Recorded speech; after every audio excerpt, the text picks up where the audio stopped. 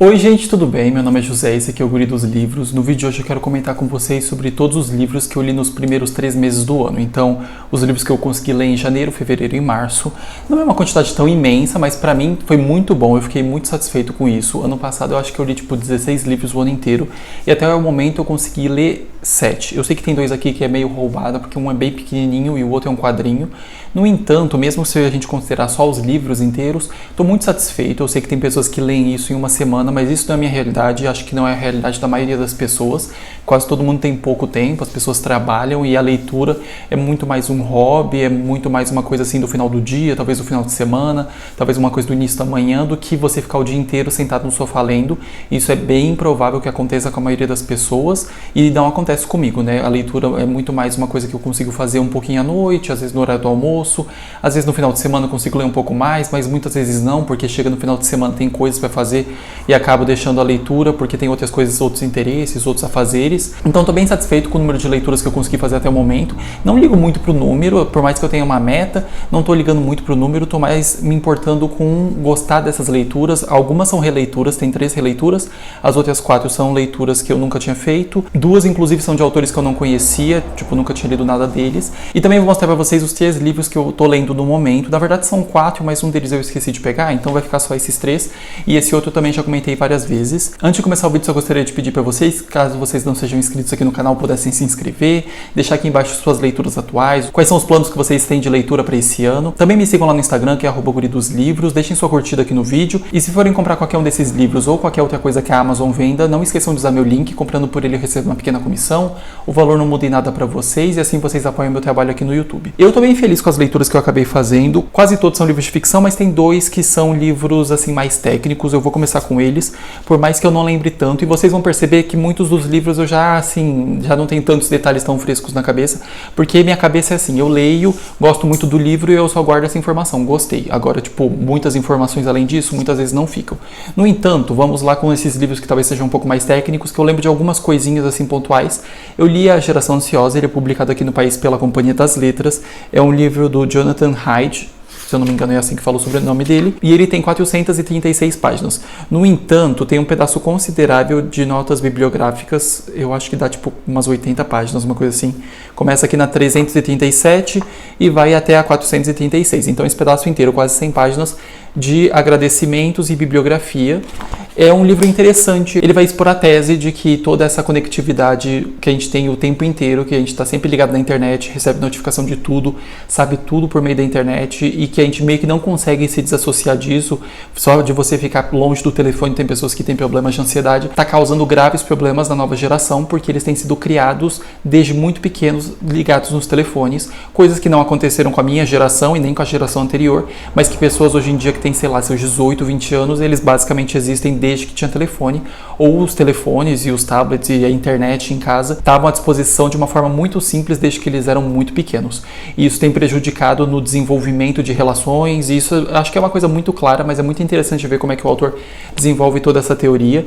Tem umas poucas imagens no livro, vários gráficos do estudo que ele vai colocando, é bem interessante toda a forma que ele vai desenvolvendo esse tema, e ele tem vários capítulos que ele vai fazendo isso, não só em relação a uma coisa geral, mas ele também vai separando. Por exemplo, a parte 1 é a onda gigante, o aumento repentino do sofrimento, a parte 2 é o pano de fundo, o declínio da infância baseada no brincar, a parte 3, a grande reconfiguração, a ascensão da infância baseada no celular, a parte 4, por fim, ações coletivas para uma infância mais saudável, que ele dá sugestões não só para você fazer no nível individual, mas assim ligado a outras pessoas que têm filhos pequenos, e também sugestões para ONGs e para governos. É muito legal, eu gostei muito, concordo com muitas das coisas que ele fala aqui, acho que é um livro muito relevante e muito interessante. O texto dele é acessível, então assim, você não vai ficar se complicando demais ou em excesso com coisas que você vai ficar perdido, e eu gostei muito, eu acho que vale a pena. É um livro grande, mas que tem uma boa mensagem, e aqui atrás ele fala o seguinte: estamos super protegendo nossos filhos no mundo real e não os estamos protegendo bastante da internet. E ele fala sobre como hoje em dia, a criança não pode atravessar a rua sozinha, não pode ir na padaria sozinha, mas as crianças têm acesso a qualquer coisa no telefone, e elas têm acesso a qualquer tipo de informação e a qualquer tipo de pessoa. Então muitas vezes os pais acham que os filhos estão super tranquilos e protegidos em casa, estão brincando no quarto, mas no final das contas eles nem sabem sabem o que os filhos fazem, não têm ideia de com quem eles estão se envolvendo. Tanto que esse ano teve um negócio bem grande em relação a isso, de envolvimento de crianças e tudo mais, que foi aquela coisa do Roblox, que o Roblox, pelo jeito, qualquer criança poderia se comunicar com qualquer pessoa, e eles proibiram, não poderia falar com faixas etárias diferentes. Então, sei lá, uma criança de 10 anos só poderia falar com crianças de 10 e 11, era alguma coisa assim. E as crianças estavam muito revoltadas, e isso é um grande problema, né? Você ter acesso como criança a qualquer tipo de pessoa sem a supervisão dos seus pais. E ele fala sobre isso: a gente tem supervisão em excesso quando a criança está na nossa frente, mas tem pouca supervisão quando as crianças estão no mundo digital e elas passam horas e horas do dia delas nisso. E um outro livro, como eu comentei para vocês, que é mais técnico, eu li A Sociedade do Cansaço, do Byung-Chul Han. Eu gostei, mas eu não tenho certeza se eu entendi ele completamente. Eu acho que é um livro que eu vou precisar reler. É um livrinho bem pequenininho, ele é publicado pela editora Vozes. Nessa edição aqui, ele tem 78 páginas, e a página dele é bem pequena. Então, assim, é bem tranquilinho de ler em relação ao número de páginas, mas eu sinto que o texto é bem denso e bastante técnico e pode ser bastante confuso em alguns momentos. Ele é dividido em 7 capítulos, que é a violência neuronal, além da sociedade disciplinar, o tédio profundo, vida ativa, pedagogia do ver, o caso Bartleby e, por fim, Sociedade do Cansaço, que é o nome do livro. Eu marquei aqui um pedacinho, inclusive, que eu gostaria de ler para vocês, que talvez foi a parte que eu achei mais interessante, que eu entendi mais, que ele fala sobre ser multitarefas, né? Que as pessoas hoje em dia querem fazer 5, 6, 7, 10 coisas ao mesmo tempo e elas acham que estão fazendo todas muito bem. E ele fala o seguinte: a multitarefa não é uma capacidade para a qual só seria capaz o homem na sociedade trabalhista e de informação pós-moderna. Trata-se antes de um retrocesso. A multitarefa está amplamente disseminada entre os animais em estado selvagem. Trata-se de uma técnica de atenção indispensável para sobreviver na vida selvagem. Um animal ocupado no exercício da mastigação de sua comida tende a ocupar-se ao mesmo tempo também com outras atividades. Deve cuidar para que, ao comer, ele próprio não acabe comido. Ao mesmo tempo, tem de vigiar sua prole e manter o olho em seu parceiro. Na vida selvagem, o animal está obrigado a dividir sua atenção em diversas atividades. E ele fala sobre como hoje em dia as pessoas acham que estão sendo muito evoluídas por ficarem fazendo várias coisas ao mesmo tempo e dispersando sua atenção, e que isso não é uma boa coisa. E isso é muito óbvio, porque, pelo menos para mim, se eu tentar fazer 4 coisas, 3 coisas ao mesmo tempo, eu não vou fazer nenhuma delas muito bem feita. Obviamente que você pode fazer trabalhos muito manuais e mecânicos, repetitivos, e tá conversando ao mesmo tempo. Mas se você for tentar fazer 3 coisas ao mesmo tempo, sei lá, fazer exercício, mandar mensagem, conversar, também ler um livro, tudo isso ao mesmo tempo, não vai dar muito certo, né? Você ficar trocando o seu foco não é uma coisa produtiva, na verdade diminui a sua produtividade. Mas é um livro que eu planejo reler para poder entender um pouco melhor ele, mas gostei da leitura, acho que é interessante e traz alguns conceitos legais. Eu também li As Cavernas de Aço, que é o primeiro livro da série dos robôs do Isaac Asimov. Foi bem legal, ele é publicado aqui pela Aleph no Brasil. Todos os livros, se eu não me engano, do Asimov são publicados pela Aleph. Não é um livro grande, ele tem 300 páginas. Aqui, nesse livro, é interessante como ele coloca um robô e um humano que obviamente tem problemas, principalmente o humano em relação ao robô tem um grande preconceito, e ele coloca eles para trabalharem juntos num caso policial que teve um assassinato e eles precisam entender o que aconteceu, quem fez isso, por que fez isso, e também trata sobre todas essas diferenças entre as duas sociedades, porque essa sociedade que tem robôs é uma sociedade que saiu da Terra, foi para o espaço e migrou, e daí agora eles têm robôs e tratam isso de uma forma muito natural, eles estão super inseridos na sociedade deles, e as pessoas que moram na Terra não gostam, não acham isso interessante, na verdade elas não gostam das pessoas que estão no espaço. É uma série que me parece muito interessante, pelo menos o primeiro volume eu gostei bastante, eu achei que tem um texto bem tranquilo de ser lido, tem uma diagramação bem confortável, e é legal, eu achei a história interessante, apesar de até bem no final da história eu não ter muita certeza se eu sabia quem era a pessoa que tinha cometido o crime, mas eu no final das contas estava certo em relação à minha suspeita, era exatamente a pessoa que eu tinha pensado. Eu gostei da forma como o autor desenvolve e vamos ver como é que ele faz nos próximos livros, porque são 4 nessa série, e esse aqui é o primeiro, o segundo tem mais ou menos o mesmo tamanho, o 3 e o 4 são tipo o dobro de tamanho. Vamos ver se continua tão interessante, mas esse aqui eu gostei bastante, achei legal. E essa aqui foi a minha primeira leitura do ano, que é Tress, a Garota do Mar Esmeralda, que é do Brandon Sanderson. Esse livro aqui, ele é bem bonito, a capa ele tem toda essa parte holográfica, a lombada também. Na parte de trás não tem nada, mas tem alguns desenhos, mas não tem nada dessa parte assim dourada. Por dentro o livro ele é bem bonito, ele tem essa parte assim, e ele também tem algumas ilustrações, e ele também tem isso aqui nos inícios dos capítulos, que são tipo uns esporos que ele vai explicar no livro, eles vão aumentando conforme eles vão adentrando no mar. Esse aqui é um livro de navegação, eu nunca tinha lido nenhum livro que se passasse no mar, Mas eu gostei, me diverti com esse livro, achei que tem personagens muito interessantes, tem algumas poucas ilustrações, também no início das partes, acho que são 5 partes, ele tem isso aqui, e é uma história muito bem construída. Nesse livro aqui, tem um personagem chamado Royd, que está em todos os livros da Cosmere, que é esse universo compartilhado do Brandon Sanderson, e esse livro ele é narrado pelo Royd. É muito interessante ver como esse personagem ele é colocado na história. Eu gostei muito dele, achei ele interessante. Gostei muito do livro, acho que tem personagens divertidos, a história tem um ritmo muito legal, por mais que assim, seja acompanhando uma personagem de 16 anos, que já não é algo que me agrada completamente, eu só ignoro essa informação e continuo com a história, porque assim, a garota ela sai da ilhazinha minúscula dela para poder salvar o garoto que ela ama, e ela adentra nesse mar de esporos, que o autor vai explicar de uma forma melhor do que eu, mas é basicamente um mar feito de areia, digamos assim, que se você pinga água podem nascer coisas. Dependendo do tipo de esporo, ele faz coisas diferentes. Então, em um mar nascem tentáculos, no outro nascem coisas de vidro e tudo mais. Então, os mares nesse planeta são muito difíceis de serem navegados, mas ela vai junto com essa tripulação, que é uma tripulação meio pirata. Os personagens são muito legais nessa história, eu gostei muito do ritmo da história, eu acho que vale muito a pena. Não é um livro grande, ele é publicado aqui no país pela Trama, mas assim, também não é pequeno. Ele tem 433 páginas. E esse aqui é o primeiro dos 4 livros dos projetos secretos que o autor escreveu durante os anos de pandemia. Esse aqui foi o primeiro que foi publicado. No país, até o momento, acho que tem 3. Eu acho que tá para sair o 4, ou já tem os 4, eu não tenho certeza. Mas esse aqui é o único que eu tenho desses do projeto secreto e eu gostei muito, achei muito divertido. Eu também li, como eu falei para vocês, um quadrinho, né? Porque eu tinha falado que tem 2 dessas leituras que talvez não fossem muito consideradas por muitas pessoas. A primeira é esse aqui, porque é um livro muito pequenininho. E o segundo é o Diário de um Banana, Roddy, que é o cara que eu acho que é o volume 2, é o 2. Eu tenho esse livro há anos, quando eu era adolescente eu li acho que uns 4 ou 5 desses, e eu achava que eu tinha mais em casa, mas eu descobri que esse aqui é o único que eu tenho, então acho que eu nunca tive nenhum dos outros, eu só peguei emprestado provavelmente de algum colega. Ele é todo assim por dentro, e o meu tá um bocado amarelado, porque já tem uns anos, mas eu gosto muito desses livros, eu acho eles muito divertidos, são alguns livros que me acompanharam quando eu tinha, sei lá, uns 13, 14 anos, e eu li várias vezes, porque também ele é bem pequenininho, eu acho que ele tem 220 páginas, 217. Os problemas que ele passa na escola são muito reais, e eu acho que são muito relacionáveis com problemas que a gente passa na escola, né, quando a gente tá. Tem épocas que ele tá passando por bullying, tem épocas que ele tá lá incomodando os outros, o irmão dele é um chato, o irmão mais novo dele também é um chatinho, os pais dele têm preferência por um dos irmãos, os professores às vezes deixam ele passar assim nas coisas, fazendo as coisas de qualquer jeito, de repente ele percebe que, nossa, esse ano tá mais difícil, tem que prestar um pouco mais de atenção. É bem divertido, acho que vale muito a pena, é muito tranquilinho de ler, acho que muita gente deve conhecer, não deve ser nenhuma novidade. Tem inclusive alguns filmes que foram produzidos a partir dos quadrinhos, e eu acho que eu assisti uns 2 e gostei na época, mas eu gostei muito de fazer essa releitura que eu já não reli há muitos anos.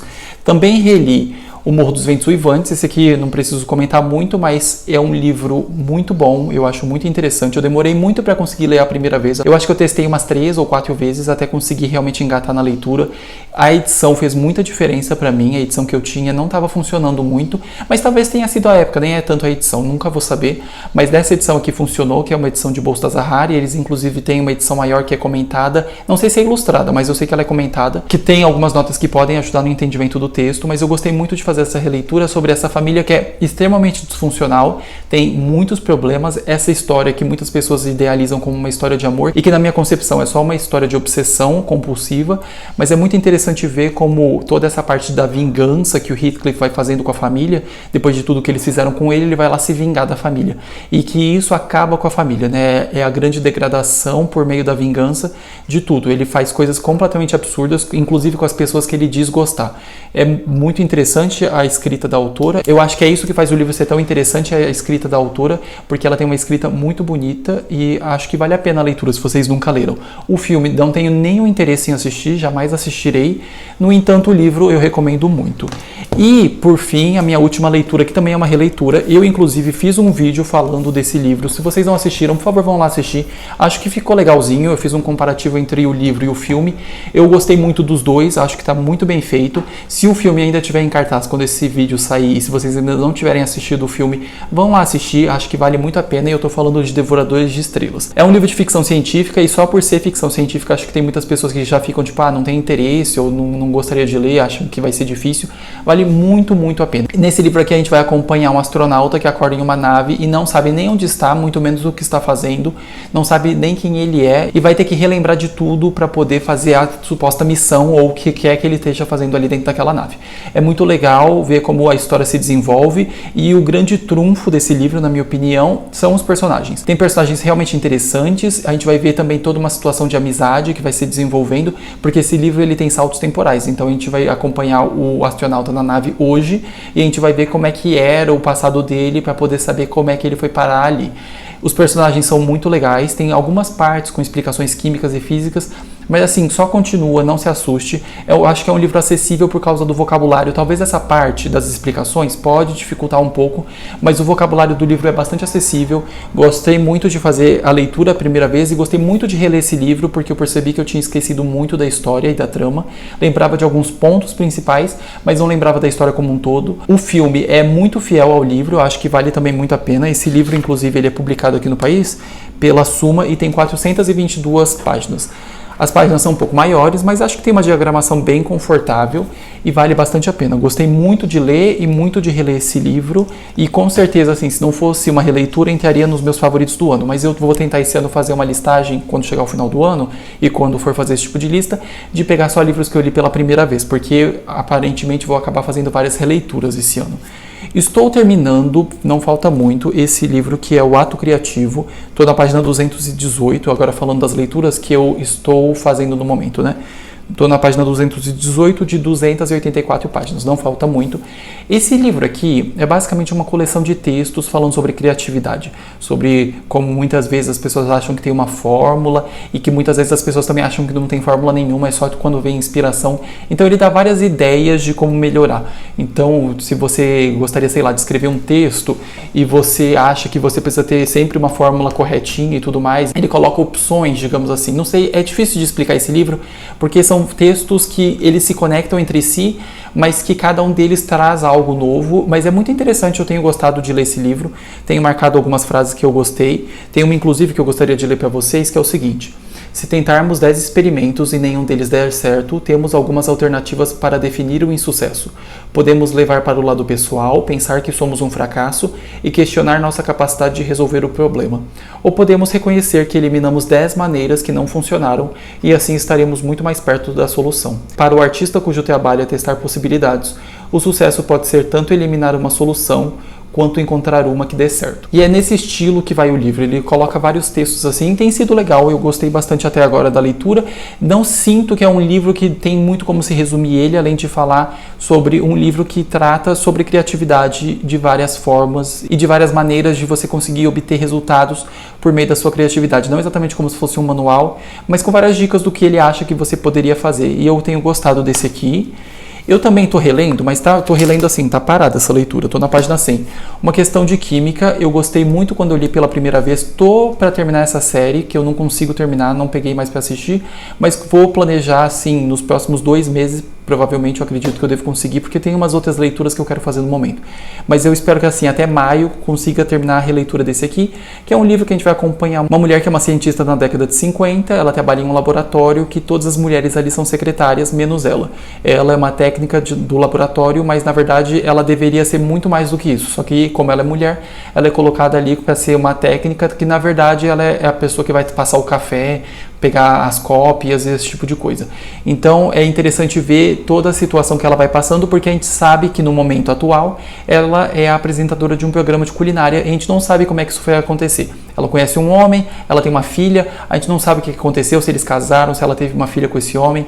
Por que ela está num programa de TV, sendo que ela é uma pessoa assim muito teórica, muito assim sisuda, digamos assim? Então ela não seria a pessoa ideal, talvez, ou pelo menos não a primeira opção, para ser uma apresentadora de algum programa, mas ela é a apresentadora desse programa e a gente vai ver o que aconteceu. Por que ela saiu desse laboratório e como é que ela foi parar ali. Gostei muito quando eu li esse livro pela primeira vez, a releitura tem sido interessante, por mais que esteja parada já tem algumas semanas. Mas esse aqui eu planejo terminar a releitura assim no próximo mês ou até maio no máximo. E por fim, eu estou lendo esse livrinho aqui infantil, que é o Senhor Boaventura. É um livro do Tolkien que ele escreveu para os filhos dele e que só foi publicado alguns anos depois da morte dele. Ele tentou, inclusive aqui fala, que ele tentou publicar em 1936, mas ele só conseguiu publicar esse livro depois da sua morte. Ele morreu em 73 e o livro foi publicado em 1982. Isso porque, pelo menos pelo que fala aqui, o preço da impressão das ilustrações seria muito caro. Esse aqui é um livrinho infantil muito bonitinho, vou mostrar para vocês algumas das ilustrações, e que vai tratar da história do Sr. Boaventura. Eu não terminei de ler, então não sei como é que essa história finaliza.